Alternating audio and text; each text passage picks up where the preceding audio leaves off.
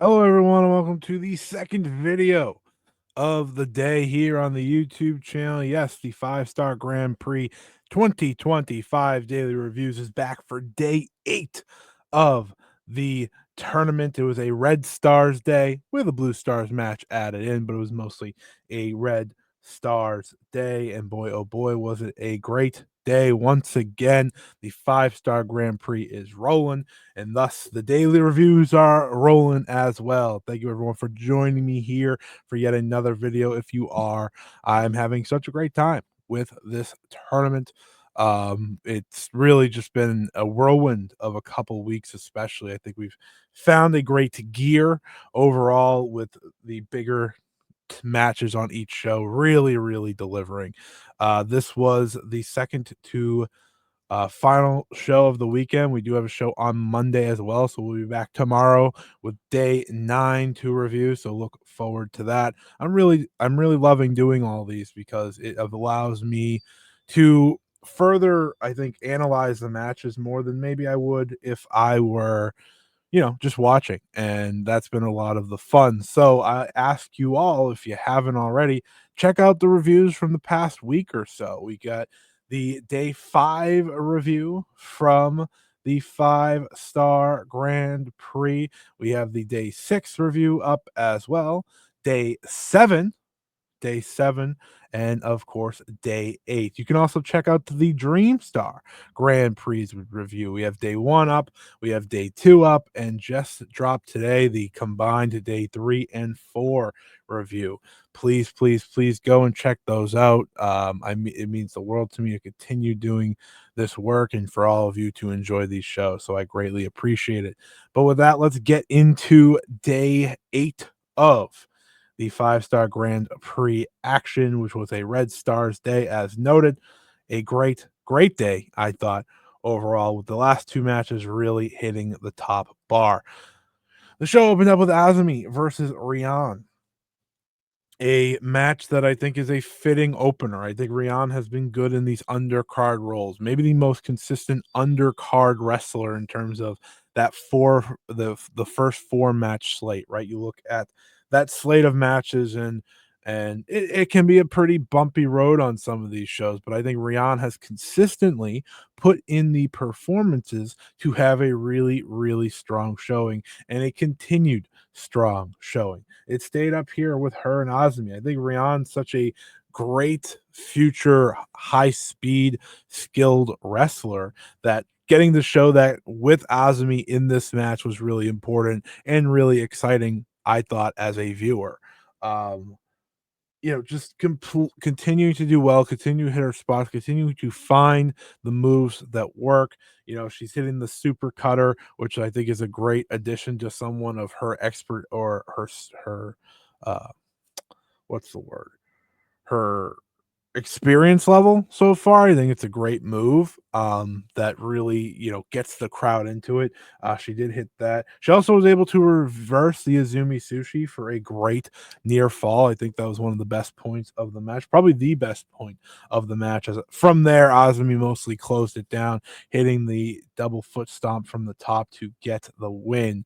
But Azumi took care of Rian in this match. She handled Rian in this match, and ultimately it led to a very fun opener, which again, that's all we're looking for, right? That's all we're looking for out of Rian. Next year is when you want to see her make another step and another step. But for her first tournament, she's having as solid of a first tournament out of the junior/rookie wrestlers that as anybody. So a great continuation for her, and a strong win for Azumi, who, by the way, moves to 9 points, putting her at the top of Red Stars B, which is a shock for me, as I honestly thought she might miss the top 3.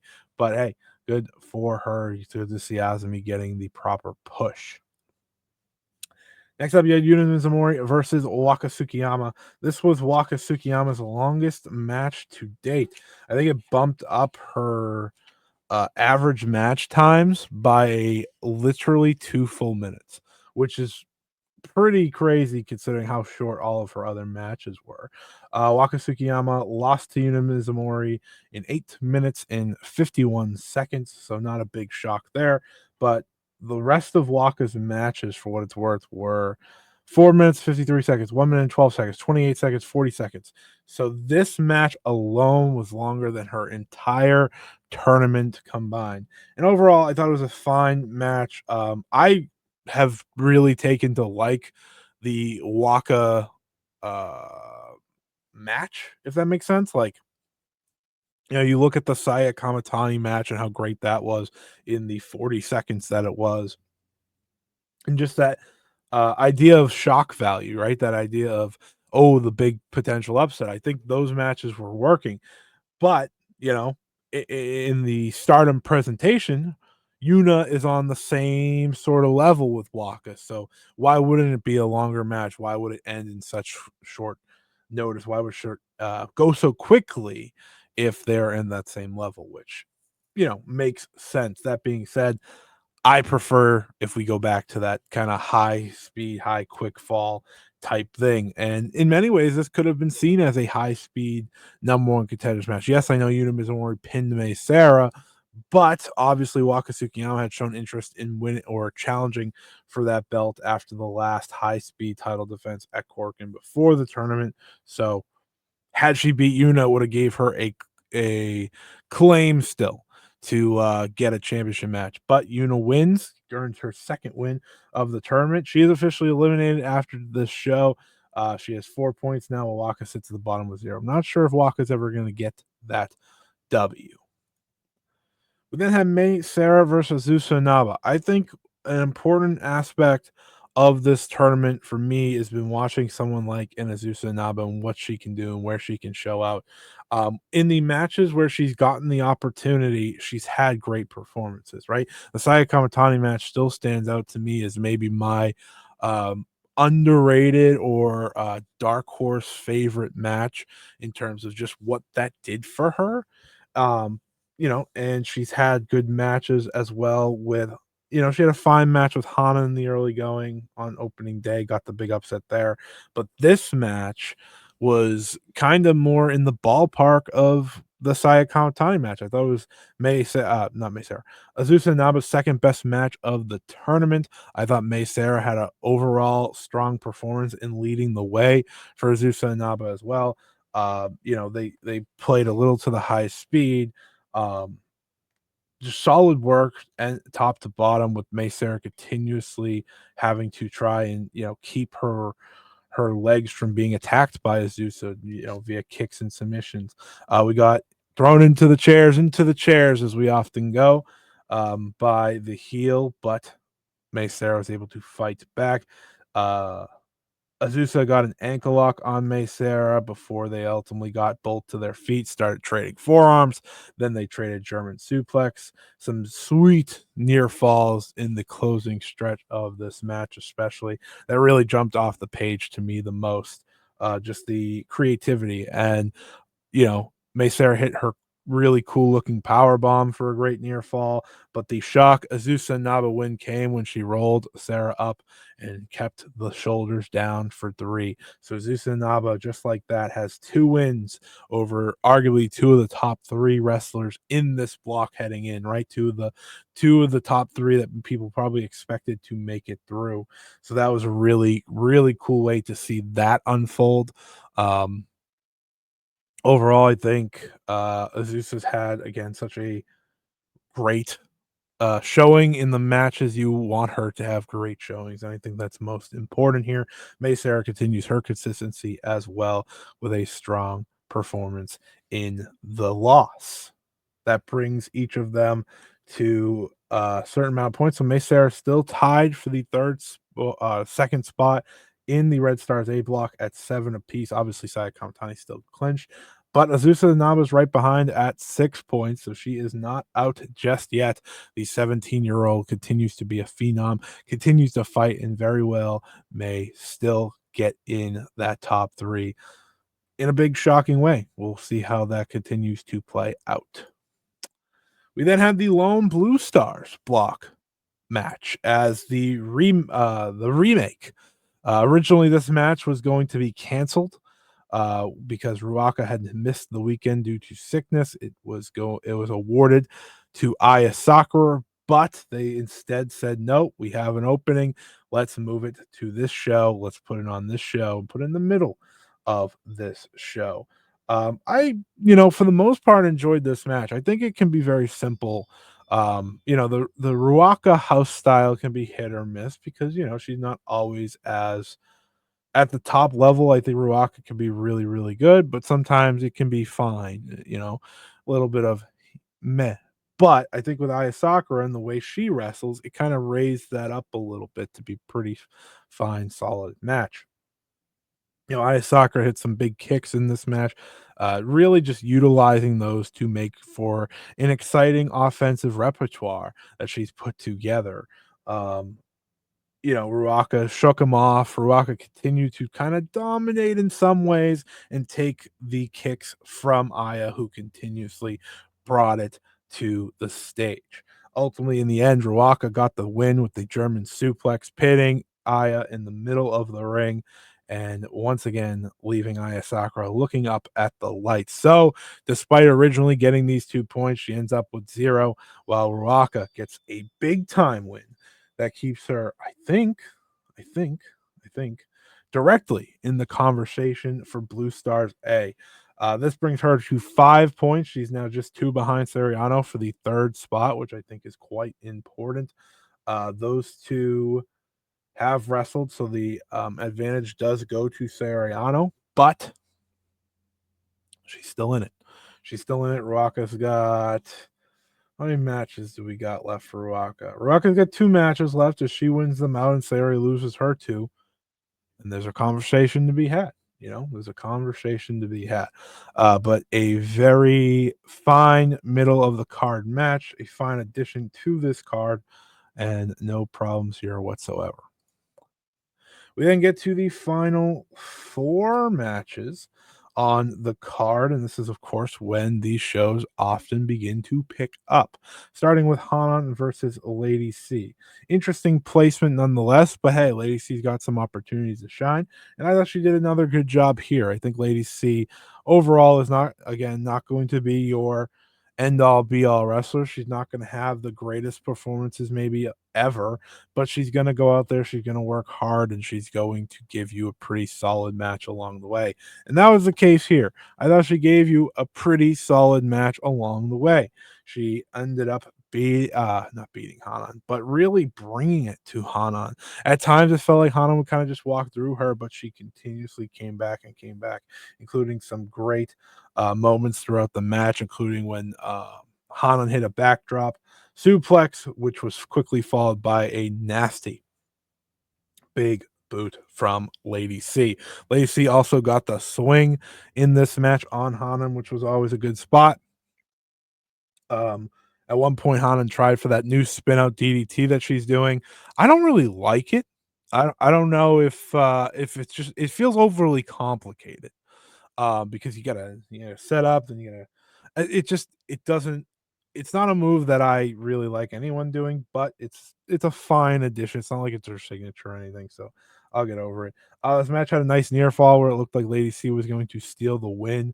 That's always appreciated. But in the end, Hanan hit the backdrop driver to get the victory, pin Lady C, and set herself up very well in the Red Stars A block, getting to that second seed tied with May Sarah. Obviously, with those two at a draw, that'll be very interesting coming down the pipe here, which one or both can keep themselves in the tournament. But overall, like I said, I thought this match was very solid, pretty good. No complaints here. I think Hanan's had a good tournament. I think Lady C's had a surprising tournament in all the right ways.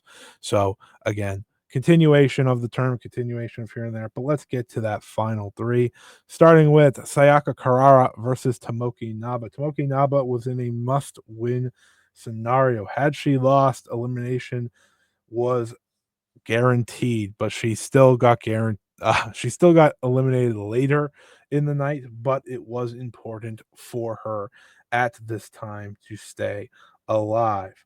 Sayaka Kurara also eliminated from this tournament, but this match still packed the punch I kind of hoped for.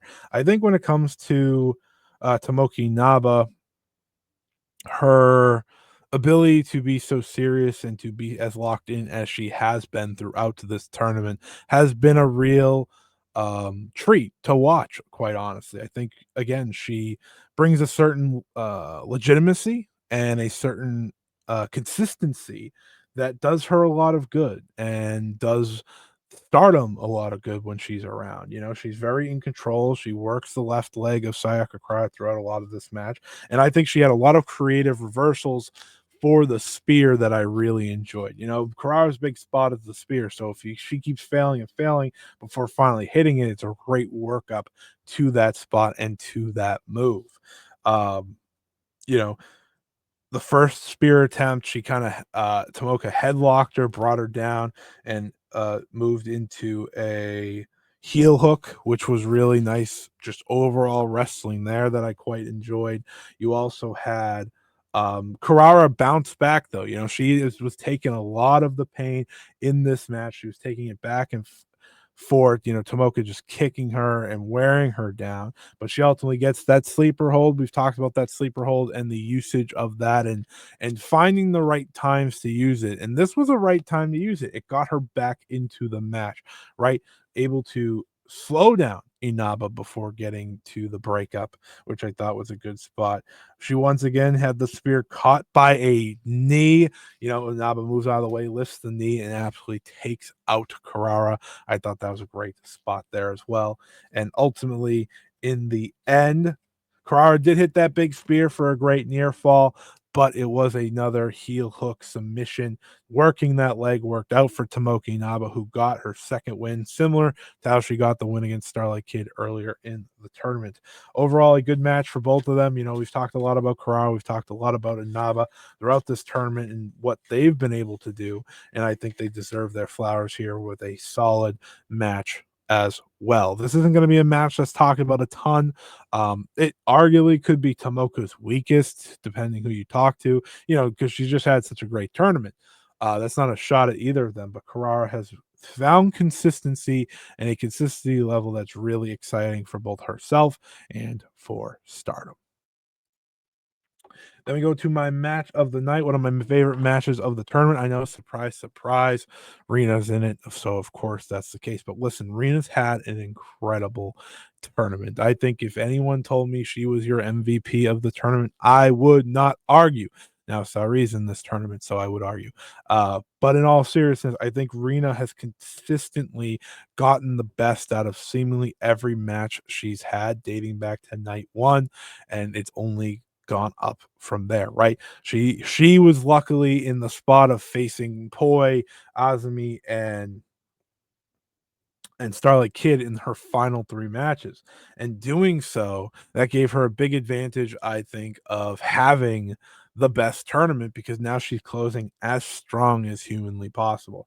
This match, like I said, was fantastic. Natsupoi was terrific again. Natsupoi again embodying that ace level wrestler that she is quickly becoming in front of our eyes. Meanwhile, Rina continues to show if you gave her the Wonder Star Championship tomorrow, she would not only thrive, she would probably, possibly be the one of the best champions in all of wrestling and consistently doing that. Her confidence is through the roof and it's carrying her forward. It's bringing her forward to a level that I don't know if anyone fully expected from her in this tournament, but it's what she does.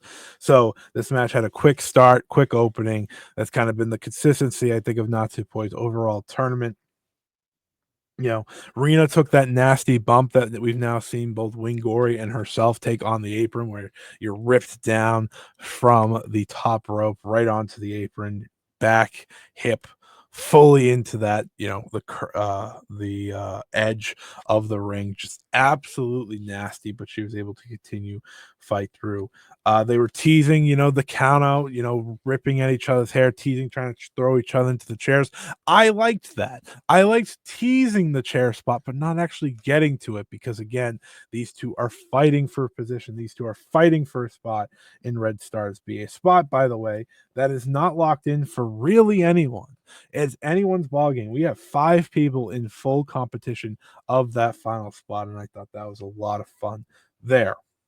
Um, you keep you look forward, attacking that knee. Sorry, wrong notes.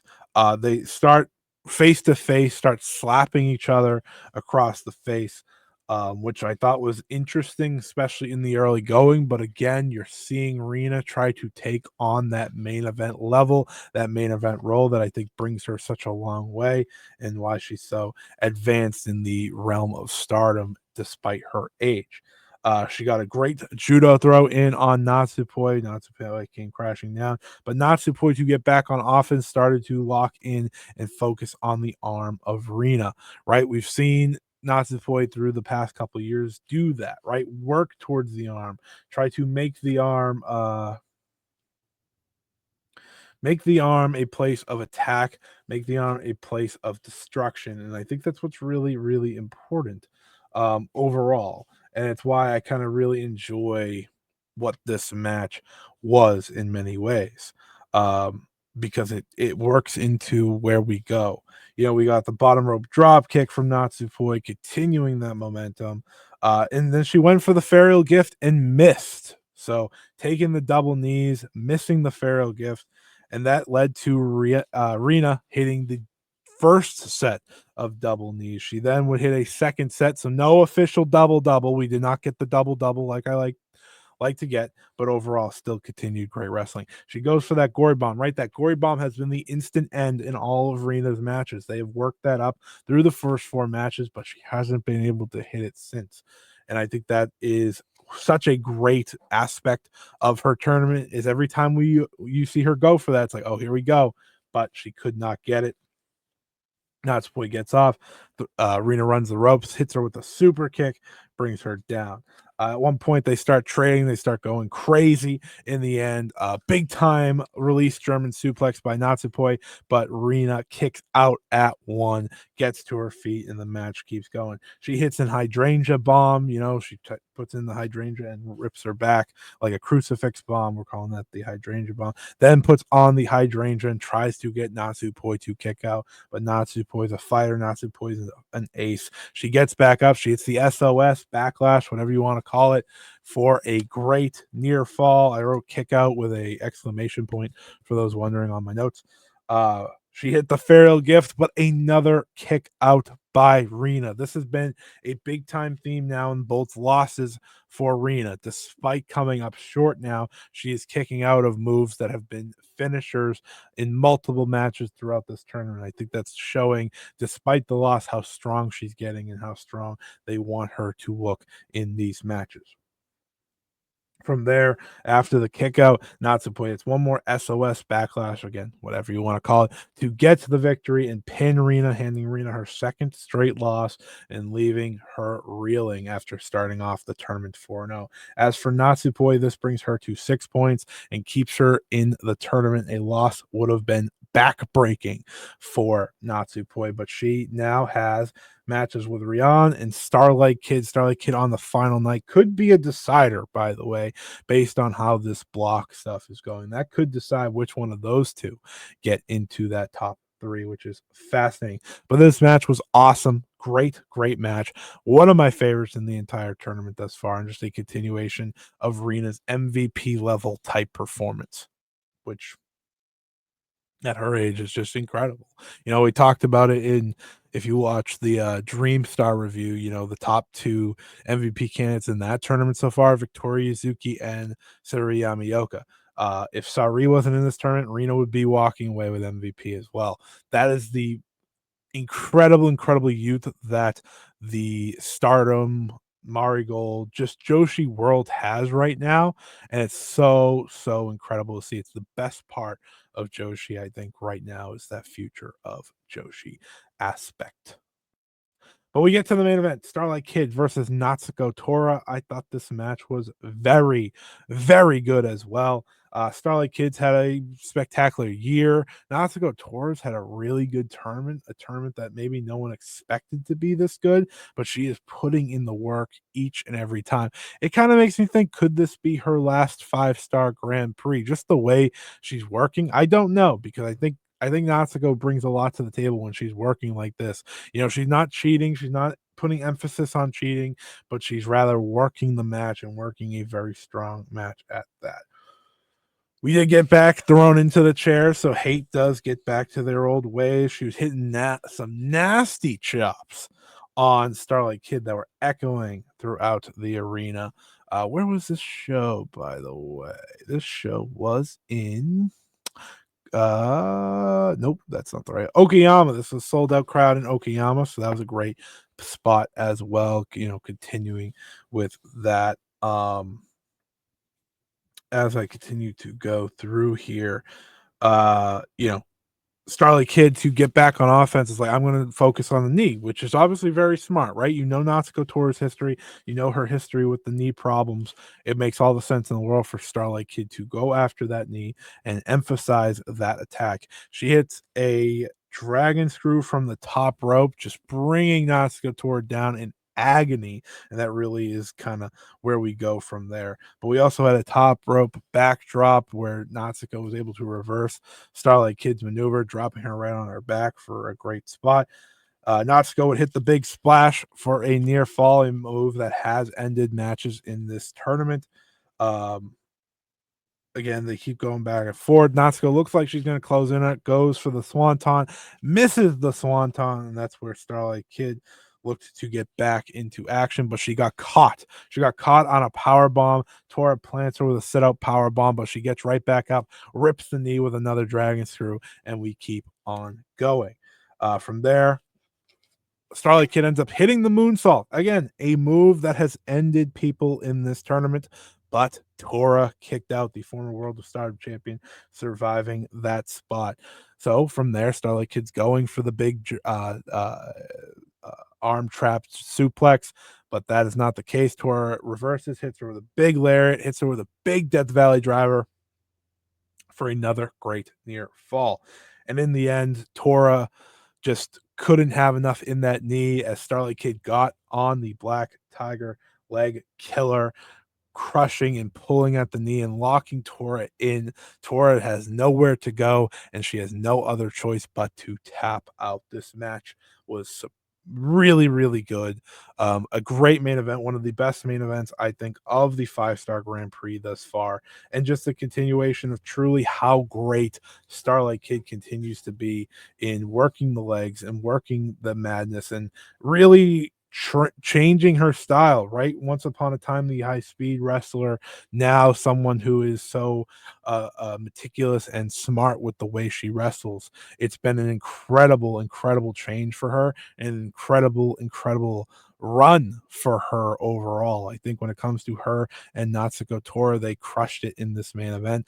My favorite match of the night goes to Rina and Natsupoi, but this was right there, right behind. The 5-star Grand Prix is in such a great swing right now. We'll have another show on Monday, and then it's the Yokohama Budokan next weekend, which I cannot wait for. Next weekend's packed. It's the final weekend of block play, and then we have the playoffs on the 20th and the finals on the 23rd. But with that being said, let's get to the stats. Let's get to the MVP stuff, and we'll get right out of here. So here are your stats for the 5-star Grand Prix. Thank you once again to Peps for this, as always.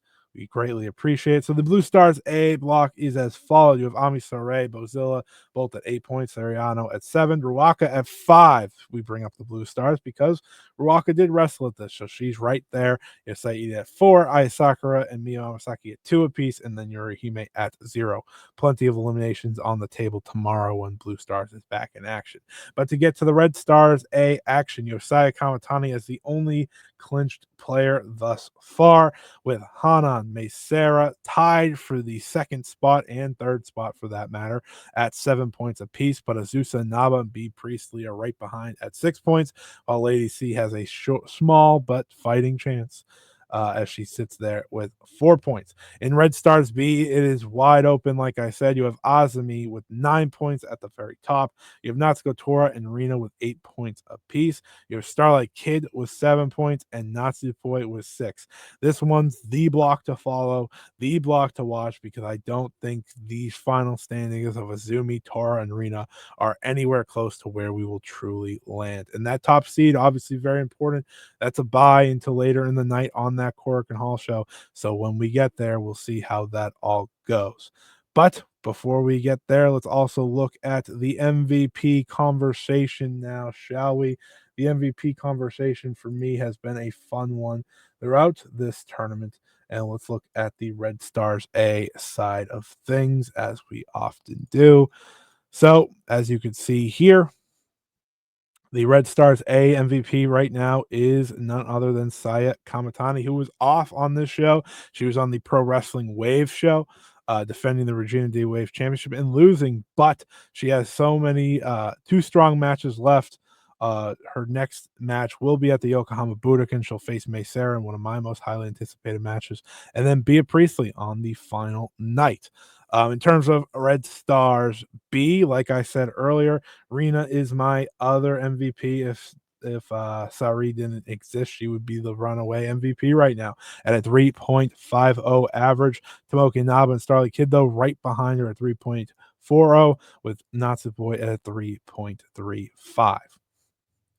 We also go to the watch list, as we always do.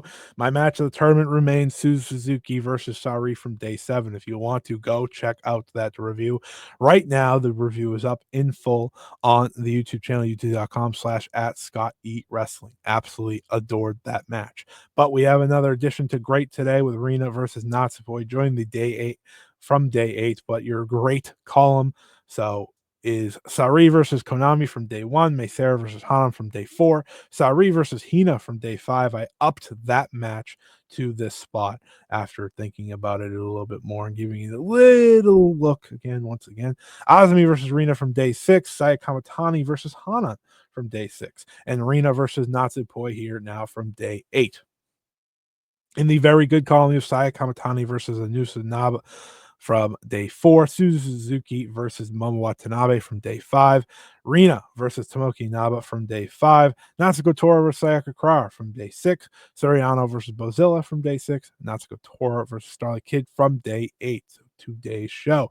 Then you have Saida versus Soriano from day 1, Tomoka Naba versus Starlight Kid from day 1. This is under the good column for what it's worth. Sari versus Rana Yagami from day 3, Ami Sourei versus Saida from day 3, Natsupoi versus Tomoka Naba from day 4, Azumi versus Starlight Kid from day 4, Soriano versus Ami Sourei from day 5, and Aya Sakura versus Bozilla from day 7. But that is all here today on the latest edition of the 5-star Grand Prix review series. I hope you've all enjoyed it. We'll be back again tomorrow. We got one more show, another Blue Star show before I think we're done with the solo shows from there. I think that's the final lone block show, and then it's all mixed from here on out. So lots of fun there. Looking forward to that. Your main event for that show, for what it's worth, your card is as follows. You'll have Aya Sakura main eventing in her hometown against Soriano. You'll also have Suzuki versus Konami, Hanako versus Sari, Mo Watanabe versus Hina, Saida versus Bozilla. That's a really good card. Ami Sourei versus Miwa Masaki. I'm quite looking forward to that show. I think that'll be one of my favorites so far of the tournament if all goes right. So until then, lock in. Make sure you check out all the videos we've been doing for the 5-star Grand Prix, the Dream Star Grand Prix. It means all the world to me. If you're looking for the 5-star Joshi show, we'll be back next Friday. I took the week off in terms of brand new content for that, but we'll be back next Friday to preview everything ahead. We'll review some more as well and do as much as we possibly can to keep talking about the world of Joshi.